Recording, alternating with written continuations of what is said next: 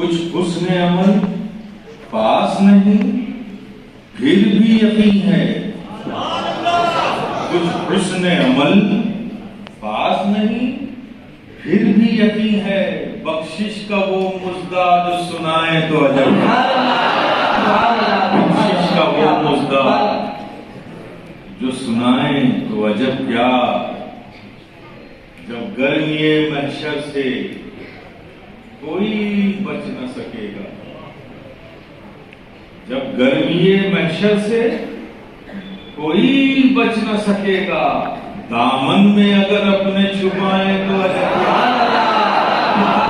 دامن میں اگر اپنے چھپائیں تو عجب کیا، اور مشتاق نگاہوں کی وہ تسکین کی خاطر،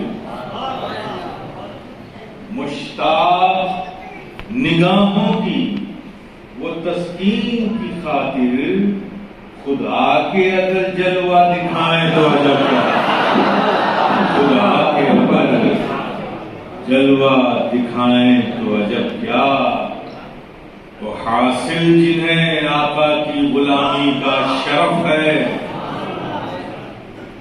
حاصل جنہیں آقا کی غلامی کا شرف ہے، ٹھوکر سے وہ مردوں کو جلائیں تو عجب کیا، ٹھوکر سے وہ مردوں کو جلائیں تو عجب کیا۔ والد گرامی حضور شیخ اعظم فرماتے ہیں کہ پلتا ہے زمانہ شہ والا کے کرم سے، پلتا ہے زمانہ شہ والا کے کرم سے، اظہار کو بھی گر وہ نبھائیں تو عجب، نبھائیں تو عجب کیا۔ ایک بار اور محبت سے درود پاک پڑھ لیجیے۔ رب کی بارگاہ میں اللہ کے محبوب پاک اور اپنے اس کے محبوبین کے وسیلے سے یہ دعا کرتا ہے کہ مولا کریم آپ سب کا یہاں آنا آپ کے لیے مبارک فرمائے۔ ہوگا کہ جو کام آپ کر رہے ہیں اس کام میں ہم اکیلے ہیں، ہمارا تعاون سپورٹ صرف وہی لوگ کرتے ہیں جن سے ہم رابطے میں رہتے ہیں، ہم اپنے کام میں تنہا ہیں۔ آپ کو تنہائی کا احساس ہوتا ہے کہ نہیں ہوتا ہے؟ اس لیے جس کے جتنے پاس وسائل ہیں ان وسائل میں ہی وہ اپنے کام کو جو کچھ کرنا چاہتا ہے انجام دیتا ہے، کہیں جلسے کرا لیتا ہے، کہیں لنگر و سبیل کی محفلیں کر لیتا ہے، کہیں ادارے چلا لیتا ہے، کوئی سوشل ورک کا، غریبوں کی امداد کا کام کر لیتا ہے، لیکن یہ سب پلیٹ فارم ہمارے انفرادی ہیں۔ جو کر رہا ہے صرف وہی ذمہ دار ہے، باقی لوگ جو معاونین اس کے ساتھ جڑے بس ان کی شرکت ہے، باقی سب الگ الگ ہیں، سب کا اپنا ایک الگ پروگرام ہے، سب کے الگ کام کرنے کے انداز ہیں، سب کی کمیٹیاں الگ ہوں، اس سے کوئی پرابلم نہیں ہے، لیکن پرابلم یہ ہے کہ ان ساری کمیٹیوں کا ہمارا آپس میں کوئی کوارڈینیشن نہیں ہے۔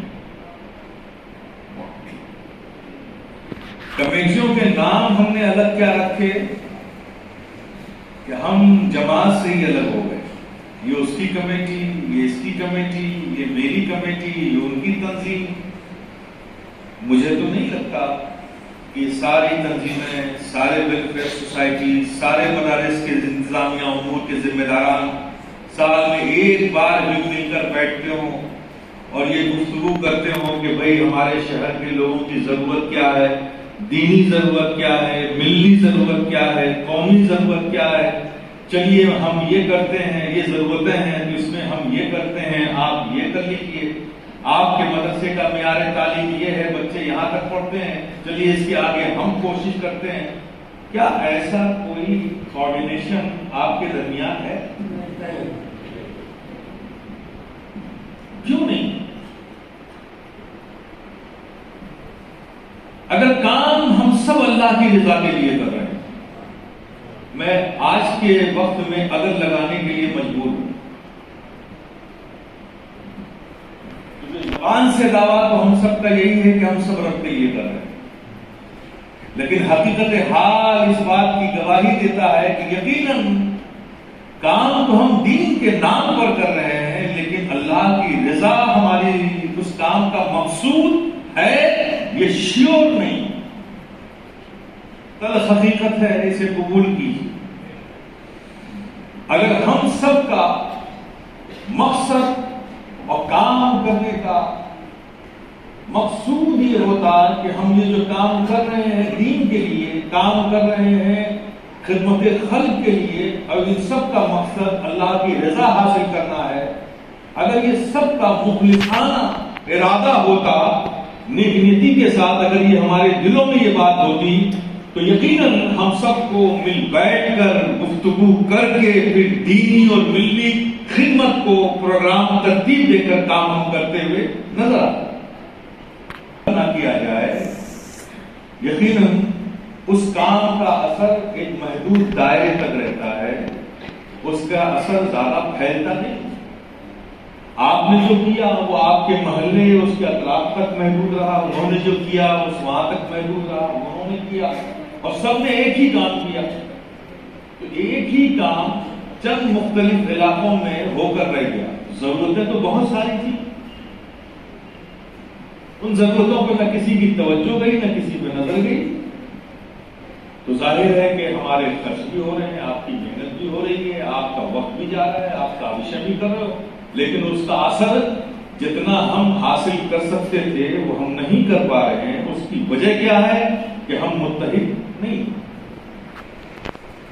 اگر مل بیٹھ کر کسی چیز کا پروگرام بنانے کی ہماری عادت ہوتی تو ماشاءاللہ ہر محلے میں تنظیمیں ہیں، ہر علاقے میں کمیٹیاں ہیں، کام کر رہی ہیں، مل بیٹھ کر بات کرتے تو پھر نتیجہ کیا آتا کہ ہمارے قوم کی ضرورت کیا ہے، پہلے اس کی ایک لائن بناؤ، ایک فہرست بناؤ، یہ ضرورت ہے، چلیے آپ کی تنظیم، یہ دو تنظیم اس کام کو کرے، دو تنظیم اس کام کو کرے، دو تنظیم اس کام کو کرے، یہ کمیٹی اس کام کو کرے۔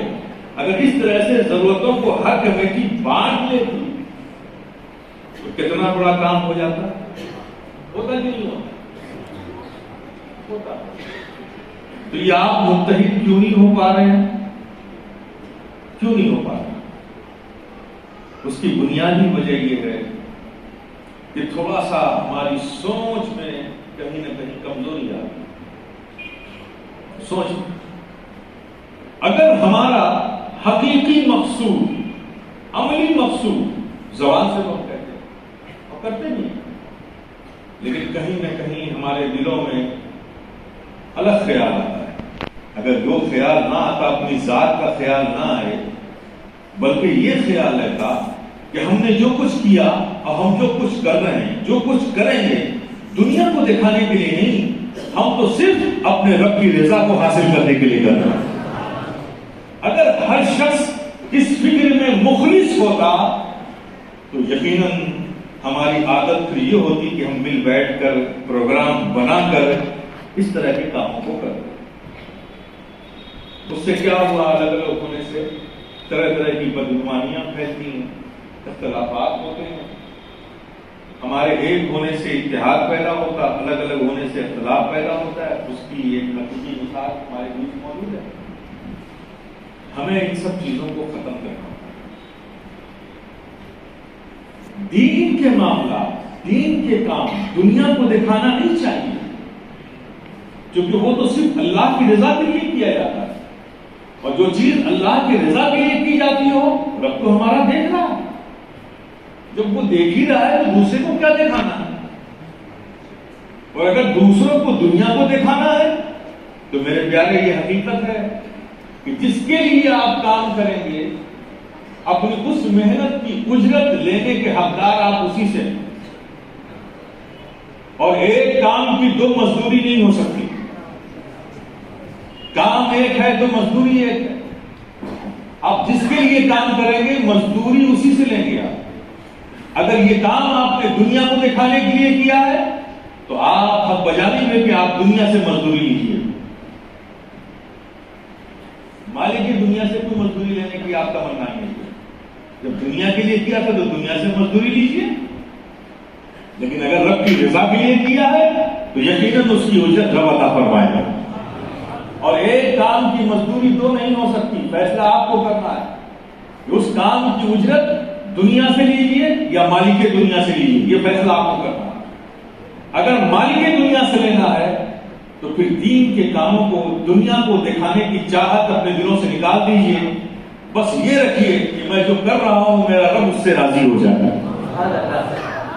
اپنے رب کو راضی رکھنے کے لیے کام کیجیے تو یقیناً پھر آپ کا رب راضی ہوگا تو دنیا بھی بہتر ہوگی، اس میں برکتیں بھی آئیں گی، اس کے اثر بھی کافی پھیلیں گے۔ اپنا کردار دکھاؤ، اپنی وفاداری دکھاؤ، اپنی مانوتا دکھاؤ، اپنی انسانیت دکھاؤ، اپنا عفو و درگزر دکھاؤ، اپنے مدد کرنے کا ذوق اور شوق دکھاؤ، درد انسانیت دکھاؤ، مانوتا دکھاؤ۔ یہ ہے دنیا کو دکھانے کی چیز۔ اگر تم اپنے اخلاق کو، اچھے کردار کو، اپنی وفاداری کو، اپنے عفو و درگزر کو، اپنی مانوتا کو دنیا کو دکھاؤ گے تو میرے پیارے یہ بھی دین کی خدمت ہوگی، اس لیے کہ دنیا دیکھے گی اسلام جن چیزوں کی دعوت ایک انسان کو کتابوں میں دیتا ہے، وہ دعوت کتابوں سے نکل کر ایک مسلمان کی زندگی میں جب انسانوں کو نظر آئے گی تو یہ بھی دین کی خدمت۔ تو یہ تو آپ دکھاتے ہیں، غیروں کو کیا معاف کریں گے؟ اپنے اس سے محفوظ نہیں ہے۔ دعویٰ ہم یہ کرتے ہیں، ذوق و شوق ہمارا یہ ہے، کسی سے جھگڑا ہو گیا، جب تک میں اس سے بدلہ نہیں لوں گا مجھے سکون نہیں ملے گا۔ کیا کہتے ہیں؟ حالانکہ یہ دعویٰ اپنے آپ میں خود ایک بہت بڑا جھوٹ ہے۔ کسی بھی آج تک بدلہ لینے والے کو میں نے سکون سے نہیں دیکھا۔ دعویٰ ضرور کرتا ہے کہ بدلہ لے لوں گا تو سکون مل جائے گا، لیکن لینے کے بعد میں نے کسی کو سکون میں نہیں دیکھا، کیونکہ بدلہ لینا یہ عمل جب رب کو پسند ہی نہیں ہے تو سکون کہاں سے ملے گا؟ غلط دعویٰ۔ ہاں میں کہتا ہوں کہ بدلہ لینے سے تو سکون نہیں ملتا، لیکن ایک بار کسی کو معاف کر کے دیکھو، معاف کر کے دیکھو۔ بدلہ لینے سے تو تمہیں سکون نہیں ملے گا، لیکن ہاں معاف کر کے دیکھو، یقیناً تمہیں وہ سکون ملے گا جس کی متلاشی تمہاری زندگی کے لیے، جس سکون کی وہ سکون تمہیں ملے گا۔ اس لیے کہ معاف کرنا یہ عمل ایسا ہے جو رب کو پسند ہے، اور جو چیز رب کو پسند ہے وہی سکون ملے گا، اور جس سے رب راضی نہ ہوتا وہاں سکون کیسے ملے گا؟ دل آزاری، دل توڑنا یہ اسلام نہیں ہے۔ ایسا کرنے والا مسلمان نہیں ہوتا۔ اسلام دلوں کو جوڑنے کی دعوت دیتا ہے، دلوں کو توڑنے کی دعوت نہیں دیتا۔ آج ہم کیا کر رہے ہیں؟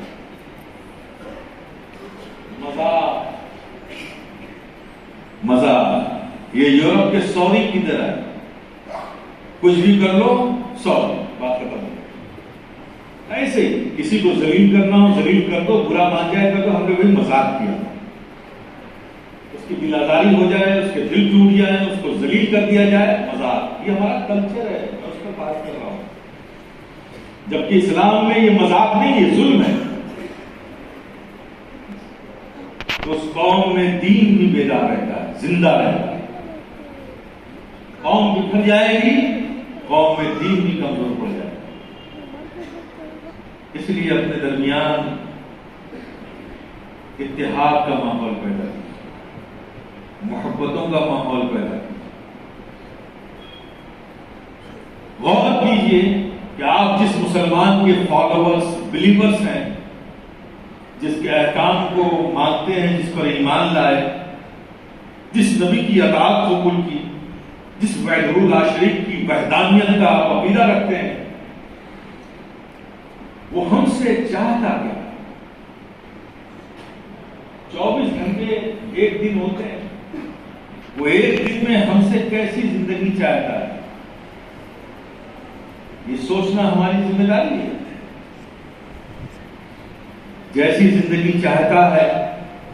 ہماری صبح کیسی ہو، ہمارا اٹھنا کیسا ہو، ہماری شام کیسی ہو، ہماری رات کیسی ہو، ہم سوئیں تو کیسے سوئیں. اسلام تو مکمل نظام حیات ہے، سب کچھ آپ کے لیے اس میں موجود ہے. ایک مسلمان ہونے کی حیثیت سے انصاف سے بولو، یہ ہماری ضرورت، اس کے تقاضے ہیں کہ نہیں کہ ہم جانیں کہ ایک 24 گھنٹے کی زندگی اسلام ہم سے کیسا چاہتا ہے کہ نہیں؟ بولو ہے تو کبھی ہم نے سوچا نہیں، سوچا نا، نہیں سوچا. جذبات اچھی چیز ہے، لیکن صرف جذبات یہ کسی کام کے نہیں. جذبات ہو تو اس کی بنیاد بھی ہو. بے شک یہ سچ ہے، نو ڈاؤٹ. اس مادیت کے زمانے میں، میٹرلزم کے زمانے میں بھی، جہاں ہر شخص صبح ہوتی ہے تو شام کی فکر میں ڈوب جاتا ہے، اور دن بھر کیسے گزرا، اس کی مصروفیت، اس کے جنون کا دنیا کمانے میں یہ عالم ہوتا ہے کہ اسے کبھی کبھی تو خود اپنا نام بھی یاد نہیں رہتا. ایسے دور میں بھی یہ سچ ہے کہ بحمدہ تعالیٰ بزرگوں کا فیضان ہے، جو ایمان ہمارے سینوں میں ہے. آج بھی اللہ کا شکر ہے، اس کا ہی کمال ہے، کیونکہ یہ ایمان ہمارے سینوں میں جو آیا کہ بزرگوں کے فیضان سے آیا ہے. اور بزرگوں کا فیضان کبھی ختم نہیں ہوتا، وہ ختم ہونے والی چیز نہیں، وہ ہمیشہ جاری رہتا ہے. یہ اس فیضان کا اثر ہے کہ اس مادیت کے دور میں بھی ہم میں اتنی اویئرنیس ہے کہ کوئی بھی اگر ہمارے آقا صلی اللہ تعالی علیہ وسلم کے حوالے سے کوئی نازیبا لفظ بھی کہیں بھی ہم سن لیتے ہیں، ہم بےتاب ہو جاتے ہیں، بے چین ہو جاتے ہیں، مضطرب ہو جاتے ہیں، ہمیں جنون آتا ہے، ہمیں غصہ آتا ہے. یا نہیں چاہیے. اتنے دنیا میں ملوث ہونے کے بعد بھی، ڈوبنے کے بعد بھی، ابھی بحمدہ تعالیٰ ایسا ایمان ہمارے سینوں میں موجود ہے، اور ہونا بھی چاہیے. کیونکہ اس ذات کے لیے ہمارا دل بے چین ہوتا ہے، اس ذات کے لیے ہماری محبتیں تڑپ اٹھتی ہیں، ہمارے جذبات بے قابو ہو جاتے ہیں. وہ ذات ہے ہمارے آقا و نبی کی، وہ ذات ہم مومنوں کے لیے وہ ذات ہے کہ خدا کی قسم ہوئے زمین پر کوئی باپ کیا پیار کرے گا اپنے بیٹے کو اتنا، کوئی ماں کیا پیار کرے گی اپنے بیٹے کو اتنا، جتنا ہمارے آقا ہم سے پیار کرتے ہیں. کتنا پیار کرتے ہیں میرے پیارے، کتنا پیار کرتے ہیں، اتنا پیار کرتے ہیں. روایتیں اٹھا کر دیکھ لو، کتب احادیث بھری پڑی. پیارے آقا صلی اللہ تعالی علیہ وسلم جب جب تنہائیوں میں رب کے حضور حاضر ہوئے، روتی ہوئی آنکھوں سے، بہتے ہوئے آنسوؤں سے رب کی بارگاہ میں ہاتھ اٹھا کر جب دعا کے لیے ہاتھ اٹھایا، تو روایتیں موجود ہیں کہ اللہ کے پیارے حبیب کی زبان پر کوئی اور صدا نہیں تھی، صدا تھی تو بس ایک ہی تھی، اللہم امتی، اللہم امتی، اللہم امتی. جب جب اللہ کے حضور ہمارے آقا و مولا حاضر ہوئے، ہم گنہگار امتیوں کی مغفرت کے لیے، نجات کے لیے، عذاب سے بچنے کے لیے، گمراہی سے بچنے کے لیے، محفوظ رہنے کے لیے دعائیں کرتے ہوئے نظر آئے. جب جب حاضر ہوئے، اس قدر روئے، اس قدر روئے کہ اللہ نے جب اپنے محبوب کو اپنی امت سے اس قدر پیار کرتے ہوئے دیکھا کہ میرا محبوب تو جب آتا ہے میرے پاس، امت کی صدا لے کر آتا ہے، اس کی فریاد لے کر آتا ہے، رو رو کر اس کے لیے دعائیں کرتا ہے. جب اس قدر بار بار رب نے اپنے محبوب کو اپنی بارگاہ میں تنہائیوں میں آ کر امت کے لیے روتے ہوئے بار بار دیکھا، تو جبریل امین سے کہا، اے جبریل، یہ میرا محبوب اپنی امت سے بڑا پیار کرتا ہے، یہ میری بارگاہ میں آ کر بار بار رو کر کے امت کی فریاد کرتا ہے، تو اے جبریل جاؤ میرے محبوب سے کہہ دو، سنا دو میرے محبوب کو. جبریل آئے رب کی بارگاہ میں، اللہ کے پیارے حبیب کی بارگاہ میں، کہا آقا اللہ نے وہی بھیجی ہے. جبریل کیا وحی لائے ہو؟ کہ اللہ نے فرمایا ہے وَلَسَوْفَ يُعْطِيكَ رَبُّكَ فَتَرْضَىٰ، اے محبوب ان قریب تمہارا رب تمہیں اتنا دے گا کہ تم راضی ہو جاؤ۔ اللہ کے پیارے حبیب نے سنا، چہرے پہ بشاشت کے آثار نمودار ہوئے، خوشی کے آثار۔ صحابہ بیٹھے ہوئے تھے، اللہ کے پیارے حبیب نے فرمایا اے میرے صحابہ، جبریل آئے ہیں، وحی لائے ہیں۔ یا رسول اللہ کیا لائے ہیں؟ لائے ہیں وَلَسَوْفَ يُعْطِيكَ رَبُّكَ فَتَرْضَىٰ، ان قریب تمہارا رب تمہیں اتنا دے گا کہ تم راضی ہو جاؤ گے، خوش ہو جاؤ گے۔ صحابہ نے سنا، وہ بھی خوش ہو گئے۔ پھر اللہ کے پیارے حبیب نے فرمایا کہ اے میرے صحابہ سنو، خدا کی قسم جس کے قبضے قدرت میں محمد کی جان ہے، اللہ نے یہ فرمایا ہے کہ وہ مجھے اتنا دے گا کہ میں راضی ہو جاؤں گا۔ تو میرے صحابہ سنو، خدا کی قسم میں اس وقت تک راضی نہیں ہوں گا جب تک کہ امت کو بخشوا نہیں ہوگا۔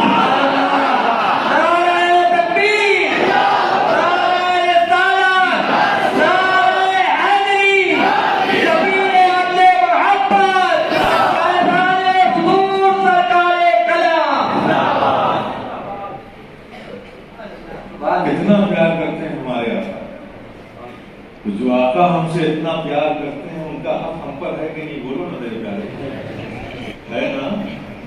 تو کیا صرف اتنا ہی حق ہے کہ ان کے نام پہ نعرہ لگا لیا جائے؟ بولو نا، صرف اتنا ہی حق ہے کہ ان کے نام پر جشن منا لیا جائے، ان کے نام پر سبیلیں تقسیم کر دی جائیں؟ کیا اتنا ہی حق ہے؟ یہ سبیلیں، یہ جلسے، یہ نعرے، یہ سب آقا کی ان شفقتوں کا، ان احسانوں کا، ان محبتوں کا حق نہیں ہے۔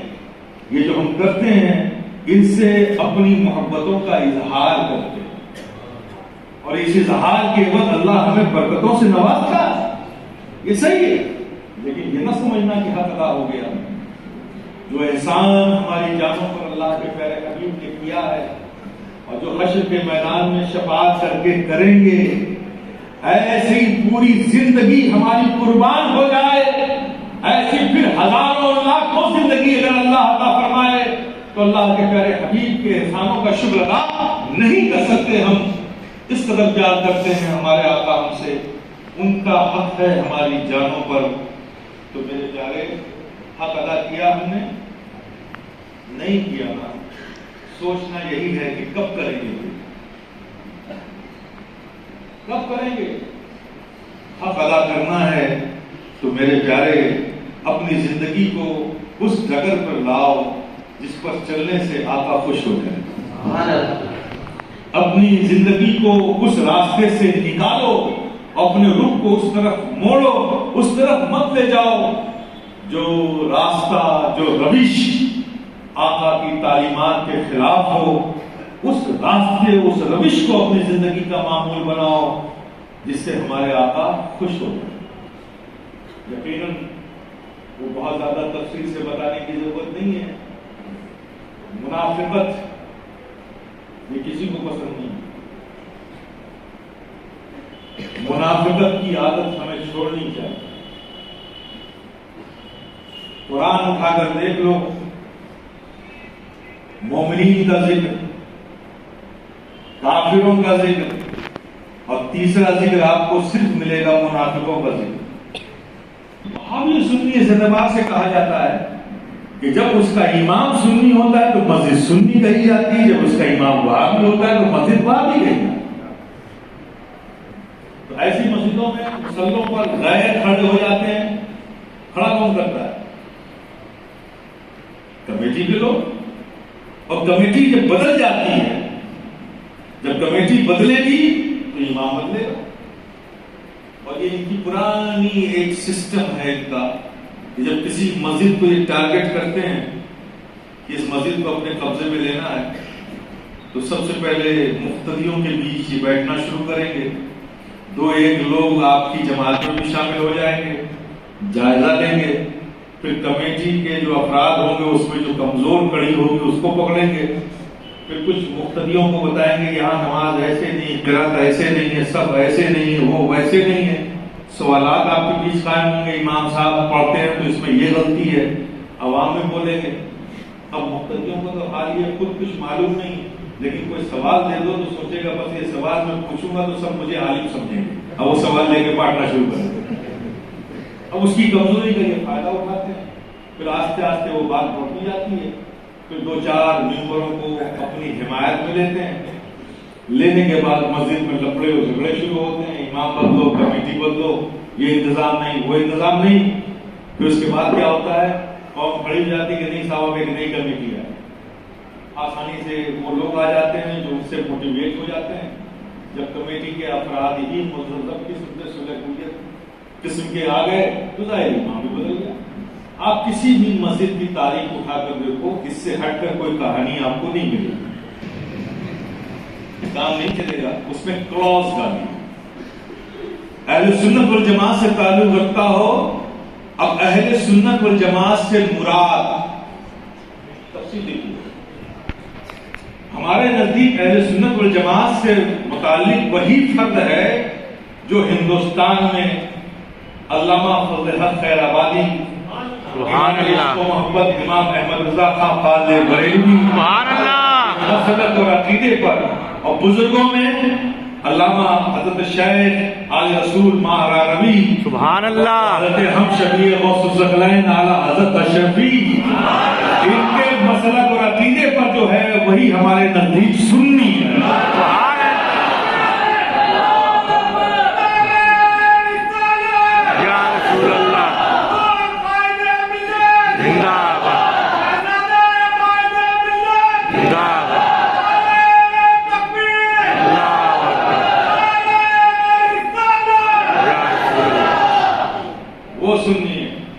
انشاءاللہ یہ گھسپیٹی کا سارا دروازہ کیا سوراخ تک بنا ہے، لیکن صرف اہل سنت والجماعت کہنے سے کام نہیں چلے گا، یہ سنی کی تفصیل اب لکھنے کی ضرورت ہے۔ علماء میں علامہ فضل حق خیر آبادی، امام اہل سنت امام احمد رضا خان فاضل بریلوی، اور بزرگوں میں مشائخ میں آل رسول ماہروی، ہم شبیہ غوث الثقلین اعلیٰ حضرت شفیع، ان کے عقیدے اور مسلک پر جو ہے وہی ہمارے نزدیک سنی ہے۔ سبحان اللہ، دروازے بند ہو جائیں۔ اب جس کا عقیدہ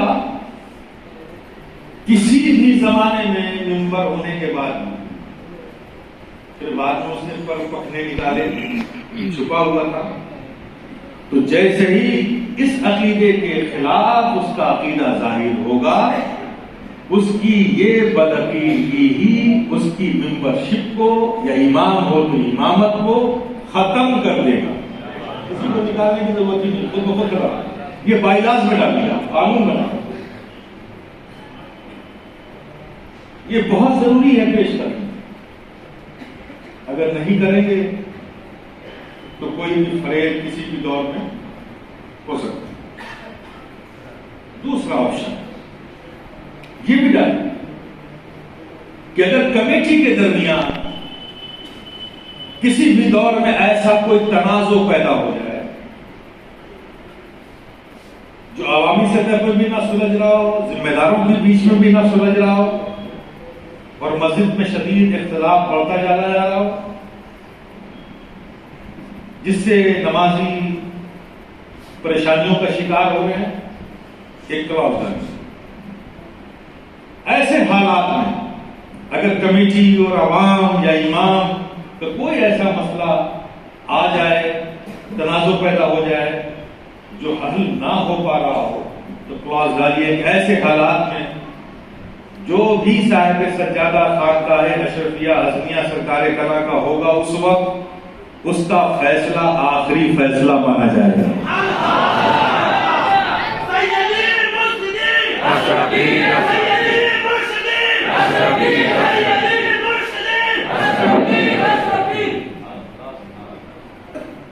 اس کو اس وقت کلی اختیار ہوگا، وہ چاہے تو کمیٹی کے چند ممبروں کو تبدیل کر دے، چاہے پوری کمیٹی بدل دے، نئی کمیٹی لے آئے، مکمل اسے اختیار ہو۔ جب یہ کلاس آپ ڈال دیں گے نا تو کمیٹی میں کبھی ایسا اختلاف ہی نہیں ہوگا۔ ان کو پتا ہے کہ اختلاف کرے گی تو نتیجہ کچھ نہیں آئے گا۔ آپ سمجھ رہے ہیں؟ تو اس طرح کے جو خطرات ہیں ہمارے اداروں پر، ہماری مسئلوں پر، اس کی پیش بندی بھی ہونا ضروری ہے۔ میں نے اس حوالے سے ایک تنظیم قائم کی ہے، انجمن اشرفیہ۔ انجمن اشرفیہ یہ میں نے نہیں بنایا، اس کا فاؤنڈر میں نہیں، اس کے فاؤنڈر تھے ہم شبیر غوث الخلفائے اعلیٰ حضرت اشرفی میاں۔ یہ ان کے زمانے میں پورے ہندوستان میں کافی زور و شور سے، اگر کوئی پرانا آدمی ہو تو وہ بھی گواہی دے گا کہ یہاں مالیگاؤں میں جو تھی انجمن اشرفیہ، جو پرانے اعلیٰ حضرت اشرفی میاں کے دور میں ہر جگہ اعلیٰ حضرت اشرفی میاں نے اس کو قائم کیا۔ پھر آپ سب جانتے ہیں کہ عالم ربانی حضور مولانا احمد اشرف علیہ الرحمہ کا وصال بہت کم عمر میں ہو گیا، جلدی ہو گیا۔ تو اعلیٰ حضرت اشرفی میاں کی ضعیفی کا زمانہ، تنہائی، تو پھر یہ تنظیمی کام رک گیا۔ پھر حضرت نے مجھ سے فرمایا، سرکار کلام حضور نے آخری دور میں، کہ بھائی جو یہ تنظیم تھی ہمارے حضرت کی، اب اس کو شروع کرو۔ پھر جب ہم نے شروع کیا تو کچھ ہی ایک سال ہمیں ملے مزید، اس کے بعد سرکار کلام پردہ فرما گئے۔ پھر میرے ساتھ کچھ الجھنیں آئی، پھر والد صاحب کا وصال ہو گیا، پھر اس میں لگا رہا۔ لیکن بہرحال مجھ پر ایک قرض تھا جو حضرت نے میرے فرمایا تھا مجھ سے کہ اس کو شروع کرو، تو میں نے اس کی ایک مستقل تیاری شروع کی، قانونی اعتبار سے، ہر اعتبار سے وہ سب میں پریپیئرڈ ہو گیا۔ تو اب میں عوام کے سامنے لا رہا ہوں۔ انجمن اشرفیہ اس کو قائم کیا میں نے، آپ لوگ اس سے جڑی، جتنی کمیٹیاں ہیں وہ بھی اس سے جڑے، آپ کام کیجئے، لیکن کم سے کم انجمن اشرفیہ کے بینر کے نیچے سال میں ایک بار ہم لوگ بیٹھیں۔ آپ لوگ جو کام کر رہے ہیں، ہو سکتا ہے کچھ میں آپ کے لیے مفید مشورہ دوں کہ آپ اپنی کمیٹی کے تحت یہ کام بھی کیجیے، یہ کام کر سکتے ہیں، یہ کام کیجیے۔ آپ کو کہیں ضرورت ہے کسی چیز کی اور وہ کام اچھا ہے لیکن آپ کے بجٹ سے باہر ہے، تو انجمن اشرفیہ آپ کی مدد بھی کرے گا، اچھا کام ہے۔ تو انجمن اشرفیہ میں جو بھی فنڈنگ ہو، کس کی؟ آپ کی ہوگی، ہماری ہوگی، لوگوں کی ہوگی۔ آپ ہی کے کام، آپ ہی کے پیسوں سے کام کرنے میں